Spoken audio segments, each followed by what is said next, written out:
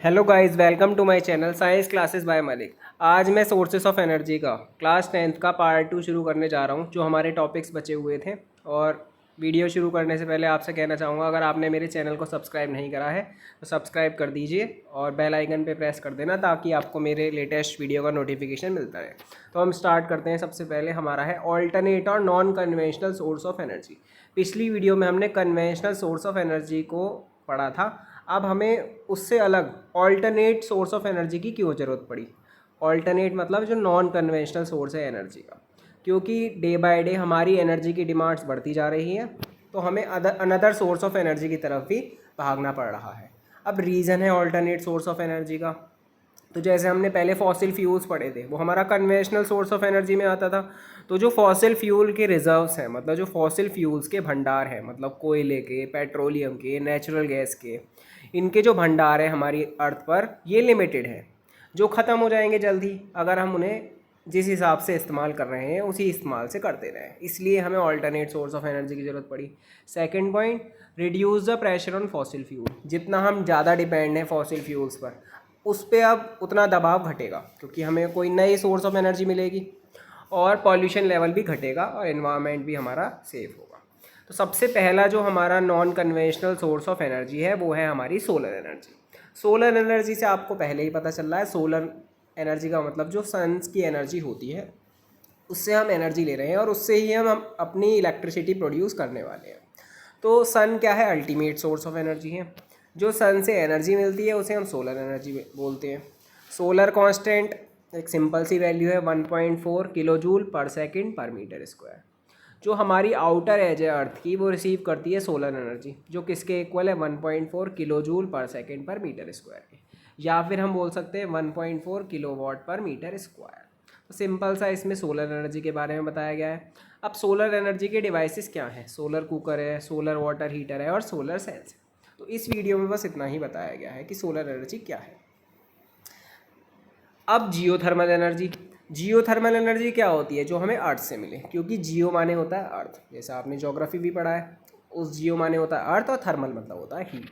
तो अर्थ की हीट से जो एनर्जी हमें मिलती है उसे हम जियोथर्मल एनर्जी कहते हैं। जियोथर्मल एनर्जी हीट एनर्जी है, जो कहाँ होती है? जो अर्थ के अंदर हॉट रॉक्स प्रेजेंट हैं, ठीक है, वहाँ से आती है।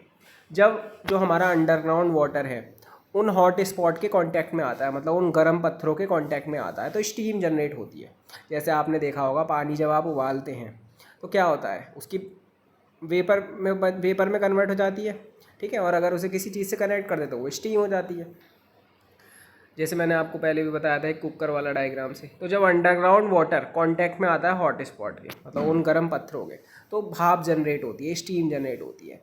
और जो स्टीम ट्रैप्ड होती है रॉक्स के अंदर, अगर उसे हम पाइप के थ्रू कनेक्ट कर दें, ठीक है, अगर वहाँ तक हम पाइप्स को पहुँचा दें, तो वो जो आएगी स्टीम, वो टरबाइन की फॉर्म में आएगी, जिसकी वजह से जो टरबाइन को रोटेट कराएगी और इलेक्ट्रिसिटी जनरेट करेंगे, ठीक है ना। जैसे हमने हाइड्रो पावर प्लांट में पानी की मदद से टरबाइन को घुमाई, इलेक्ट्रिसिटी जनरेट करी, ठीक है। तो इस केस में हम क्या कर रहे हैं, जो वो स्टीम आएगी, भाप आएगी अर्थ के अंदर से, ठीक है ना, जिसको हम जियोथर्मल एनर्जी बोल रहे हैं, उसकी मदद से हम टरबाइन घुमाएंगे और इलेक्ट्रिसिटी को हम जनरेट कराएंगे। तो सिंपल सा ये मेथड है इसका। एडवांटेज है जियोथर्मल एनर्जी के, ये इकोनॉमिकल है यूज़ करना जियोथर्मल एनर्जी, और ये कोई भी पॉल्यूशन क्रिएट नहीं करता। अब इसकी कमियां भी हैं, जैसे कि मैंने पिछली वीडियो में आपको बताया, अगर किसी के फ़ायदे होते हैं तो उसके नुकसान भी ज़रूर होते हैं। जियोथर्मल एनर्जी हर जगह अवेलेबल नहीं होती। उसके लिए क्या करना पड़ता है, हमें खुदाई करनी होती है, डीप ड्रिलिंग करनी होती है अर्थ के अंदर, ताकि हमें जियोथर्मल एनर्जी मिले। और ये बहुत ज़्यादा डिफ़िकल्ट है, क्योंकि आप सपोज़ कीजिए कहीं ड्रिलिंग कर रहे हैं, आप ड्रिल करते गए करते गए करते गए, 1 किलोमीटर कर ली, 2 किलोमीटर कर ली, आपको जाके नहीं मिली, और जबकि वो 3 किलोमीटर के में मौजूद है और नीचे, आपने क्या करा, खुदाई करनी बंद कर दी, ठीक है। आपने फिर नए गड्ढे कहीं खोदे, वहाँ खुदाई चालू कर दी। तो इसको खोजना भी अपने आप में बहुत बड़ी बात है, क्योंकि आपको उसको अगर चाहिए जियोथर्मल एनर्जी, तो वहाँ तक पाइप्स कनेक्ट करने पड़ेंगे, जो कि जो जब पानी कांटेक्ट में आएगा और वो भाप की फॉर्म में ऊपर आए, क्योंकि आपको पता है हॉट एयर राइज अप होती है, तो उसके लिए बहुत मुश्किल होती है। इंडिया में भी बहुत टाइम से ये काम चल रहा है, ठीक है ना, जगह जगह चलता रहता है, लेकिन अभी तक हमें ये कामयाबी नहीं मिली है। और अगर हम बात करें न्यूजीलैंड और अमेरिका की, तो वहाँ पे बहुत सारे पावर प्लांट हैं जो जियोथर्मल एनर्जी पर बेस्ड हैं। जो ऑपरेट हो रहे हैं, वहाँ के जो लोग हैं वो कामयाब हो चुके हैं जियोथर्मल एनर्जी को खोजने के लिए, और यहाँ पे इंडिया में अब भी इसकी खोज चल रही है। अब बात आई न्यूक्लियर एनर्जी की। न्यूक्लियर एनर्जी इंडिया के पास है। जो एनर्जी रिलीज होती है न्यूक्लियर रिएक्शन में, उसे हम न्यूक्लियर एनर्जी बोलते हैं। ठीक है, ये दो तरह की रिएक्शंस होती है इसमें, एक होती है न्यूक्लियर फिजन और एक होता है न्यूक्लियर फ्यूज़न। अब न्यूक्लियर फिजन क्या है? फिजन का मतलब है टूटना, फिजन का मतलब है स्प्लिट अप। तो ऐसी प्रोसेस जिसमें जो एक हैवी न्यूक्लियस होता है रेडियो एक्टिव एटम का। अब रेडियो एक्टिव एटम क्या है? जैसे यूरेनियम है, प्लूटोनियम है, थोरियम है। ठीक है, ये हाई एटॉमिक नंबर वाले हैं, जैसे यूरेनियम 92 है, प्लूटोनियम और थोरियम और भी ज़्यादा है। ठीक है ना, आपने तो अगर 9th क्लास तक पढ़े तो सिंपल आपने 1 से लेके 20 तक एटॉमिक नंबर पढ़े और आपका ख़त्म। 11th में जब आएंगे आप पूरी जो हमारी मॉडर्न पीरियोडिक टेबल है वो आप पढ़ेंगे, जिसमें आपको सारे एलिमेंट्स के बारे में पता होगा। 30 तक तो स्पेशली आपको वर्ड वाइज याद होंगे, फिर आपको ग्रुप वाइज भी याद होंगे, और छोटे मोटे जो रेडियो एक्टिव हैं इनके नाम भी आपको याद होंगे। तो ऐसी प्रोसेस जिसमें जो हैवी न्यूक्लियस होता है रेडियो एक्टिव एटम का टूट जाए, क्योंकि फिजन माने टूटना ही होता है, स्मॉलर न्यूक्लियाई में जब वो बॉम्बार्ड होता है, मतलब जब वो टकराता है लो एनर्जी न्यूट्रिएंट के साथ, लो एनर्जी न्यूट्रॉन्स के साथ, इसके साथ न्यूट्रॉन के साथ, उसे बोलते हैं न्यूक्लियर फिजन। और tremendous amount of energy produce होती है उसमें। और यूरेनियम 235 जो है उसको इस्तेमाल किया था फ्यूल की तरह न्यूक्लियर रिएक्टर्स में, जो किस फॉर्म में होता है? यूरेनियम रॉड्स की फॉर्म में। अब वर्किंग है हमारा न्यूक्लियर फिजन का, तो न्यूक्लियर रिएक्टर में सेल्फ सस्टेनिंग चेन रिएक्शन होती है। क्या होती है? चेन रिएक्शन होती है, जो एनर्जी को रिलीज़ करती है कंट्रोल्ड रेट में, जो स्टीम प्रोड्यूस करती है। और जब स्टीम प्रोड्यूस होगी तो उसकी वजह से टरबाइन रोटेट करेंगे और इलेक्ट्रिसिटी जनरेट हो जाएगी। ठीक है ना। मेजर न्यूक्लियर पावर प्लांट है जैसे तारापुर महाराष्ट्र में, राणा प्रताप सागर राजस्थान में, ये न्यूक्लियर पावर प्लांट्स हैं। कलपक्कम तमिलनाडु में, नरोरा यूपी में, काकरापर गुजरात में और कायगा कर्नाटक में। और नरोरा जो है हमारा यूपी में, ये हमारे बुलंदशहर में ही मौजूद है। ठीक है ना। और यहाँ तक अब धीरे धीरे जो है मेट्रो भी आने वाली है, जो नोएडा को डायरेक्ट, नोएडा दिल्ली को कनेक्ट करेगी डायरेक्ट नरोरा से, मतलब हमारे बुलंदशहर में यूपी। तो सिटी तक तो नहीं आएगी, लेकिन नरोरा हमारे जो कोई डिस्ट्रिक्ट जो हमारा बुलंदशहर के अंदर गाँव है वहाँ तक आ जाएगी। तो गर्व की बात होनी चाहिए कि हमारे बुलंदशहर में भी न्यूक्लियर पावर प्लांट है। अब न्यूक्लियर फ्यूज़न है, जब दो न्यूक्लियाई लाइट एलिमेंट्स के, फिज़न में क्या था? टूटता था। जब कोई भी हमारा हैवी न्यूक्लियस किसी न्यूट्रॉन से टकराता था लो एनर्जी से, तो वो टूट जाता था। लेकिन फ्यूज़न में क्या होता है? जुड़ता है। जब दो न्यूक्लियाई लाइट एलिमेंट के, मतलब जैसा हाइड्रोजन की, कंबाइन होकर एक हैवी न्यूक्लियस बना दें और बहुत सारी एनर्जी रिलीज हो, उसे बोलते हैं न्यूक्लियर फ्यूज़न। जैसे यहाँ पे H और H दो ले रखे हैं, दोनों के पास क्या है? 1s2 1s2। अब ये 1s2 का क्या मतलब है? हाइड्रोजन का एटॉमिक नंबर आपको पता ही है, 1 होता है। आपने एटॉमिक मास जो उसका पढ़ा है, मतलब एटॉमिक मास या मास नंबर, वो आपने पढ़ा है 1। लेकिन एग्जैक्टली हाइड्रोजन के आइसोटोप्स भी पाए जाते हैं, और आइसोटोप्स में उसके 3 आइसोटोप्स होते हैं। एक का एटॉमिक मास 1 होता है, एक का एटॉमिक मास 2 होता है, एक का एटॉमिक मास 3 होता है। एटॉमिक मास 1 वाले को हम बोलते हैं प्रोटियम, और एटॉमिक मास 2 वाले को हम बोलते हैं ड्यूट्रियम, और एटॉमिक मास 3 वाले को बोलते हैं हम ट्राइटियम। तो इसमें दो ड्यूट्रियम जुड़ते हैं, 1s2 + 1s2, फिर फ्यूज़न होके हमें क्या मिलता है? Helium plus neutron plus heat. Neutron में क्या होता है? एटॉमिक नंबर तो कुछ होता ही नहीं है, 0, और एटॉमिक मास उसका 1 है। ठीक है ना। और हीलियम क्या है? 2he3। 2he3 का क्या मतलब है? एटॉमिक नंबर 2 और एटॉमिक मास 3। वैसे हीलियम का एटॉमिक मास जो जनरली होता है वो 4 होता है, लेकिन ये हीलियम का आइसोटोप है जिसका एटॉमिक मास 3 है, और tremendous amount of heat energy release होती है इसके अंदर। ठीक है ना। और वेरी वेरी हाई टेम्परेचर और प्रेशर ज़रूरत होता है फ्यूज़न के लिए, ये नहीं है कि आपने गैस पे हीट कर दिया।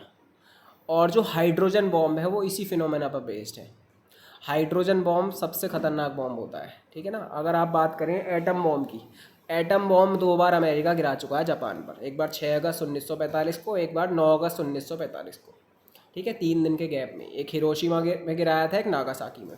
तो उस एटम बॉम्ब से ही बहुत ज़्यादा तबाही हुई थी। तो एटम बॉम्ब से भी ज़्यादा ये खतरनाक हमारा हाइड्रोजन बॉम्ब होता है। तो आप सोच लीजिए, अगर कभी कोई कंट्री बनाने में सक्सेसफुल हो जाती है, बना ली, तो कितना घातक साबित हो सकता है अगर अपोजिट कंट्री पे, मतलब ये जो अगर कोई ये चला दे।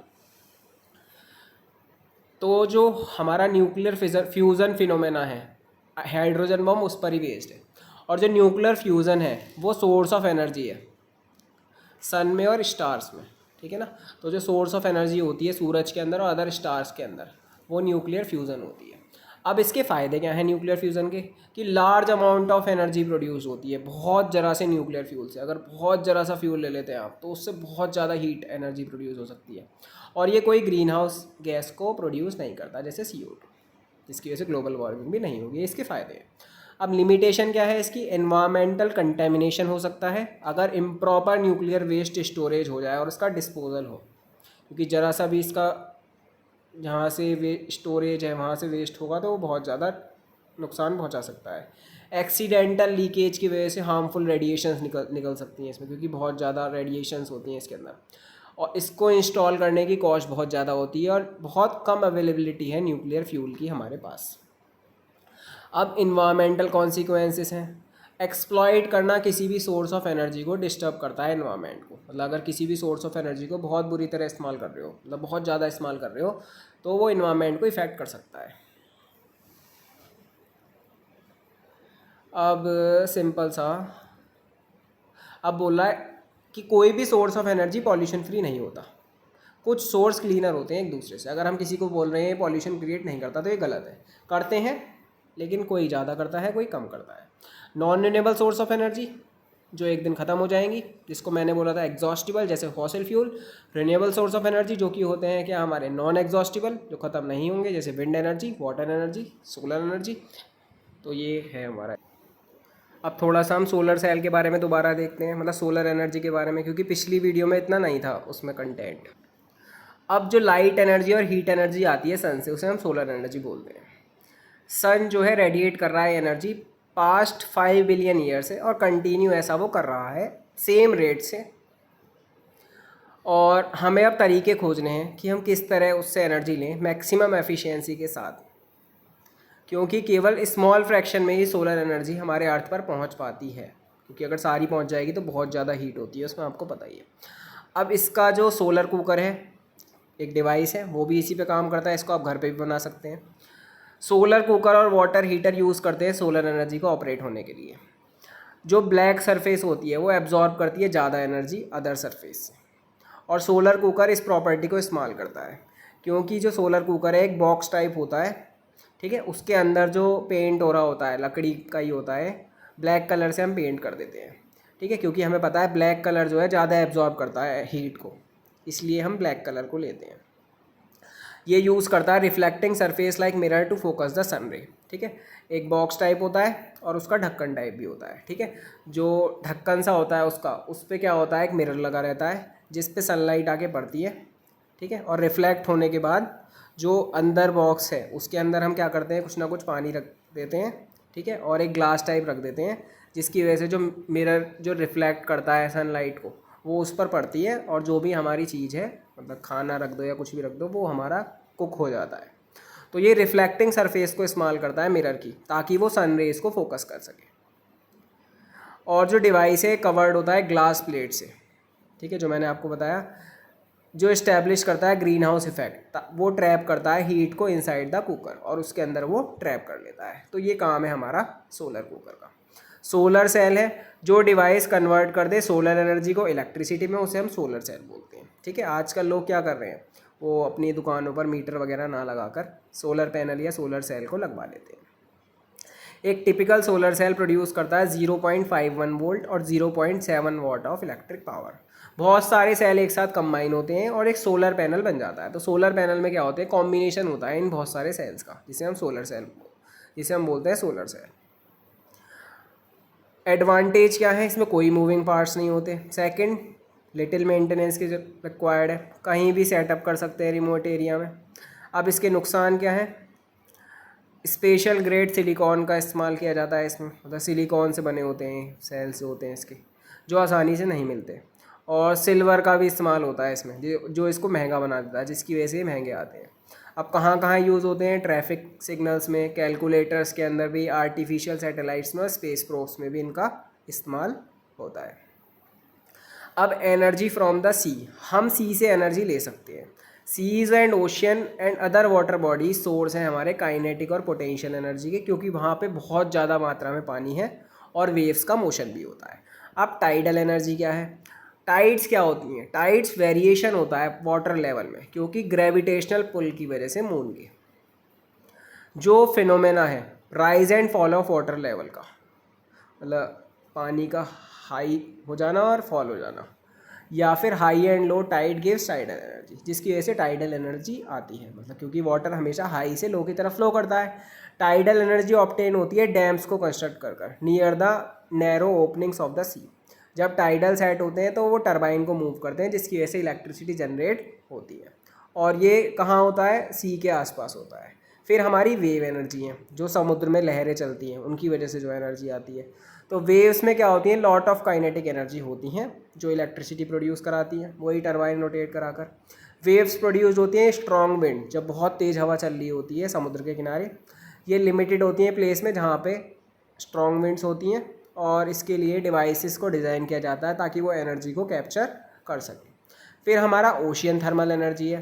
तो ओशियन थर्मल एनर्जी क्या होती है? जो डिफरेंस होता है पानी के सरफेस टेम्परेचर में, और अगर हम गहराई में चले जाएं, मतलब कोई डेप्थ में चले जाएं उसके, तो उनके बीच में जो टेम्परेचर में डिफरेंस होगा वाटर का, उसकी वजह से जो एनर्जी जनरेट होती है वो होती है ओशियन थर्मल एनर्जी। और टेम्परेचर का डिफरेंस कितना होना चाहिए? 20 डिग्री होना चाहिए सरफेस के बीच में और वाटर के बीच में। और जो गर्म पानी है उसको इस्तेमाल किया जाता है बॉयल करने के लिए वॉलेटाइल अमोनिया को। वॉलेटाइल अमोनिया का मतलब जो वेपर में कन्वर्ट हो जाए, जो वेपर बनती हैं और जो टरबाइन को रोटेट कराती हैं, ठीक है ना। तो गर्म पानी इस्तेमाल किया जाता है वॉलेटाइल अमोनिया को उबालने में, जो वेपर बनती हैं जो टरबाइन को मूव कराती है। और कोल्ड वाटर को इस्तेमाल किया जाता है कंडेंस करने के लिए वेपर बैक टू लिक्विड, ताकि जो वेपर बनी है वो वापस से किस में कन्वर्ट हो जाए? लिक्विड में कन्वर्ट हो जाए।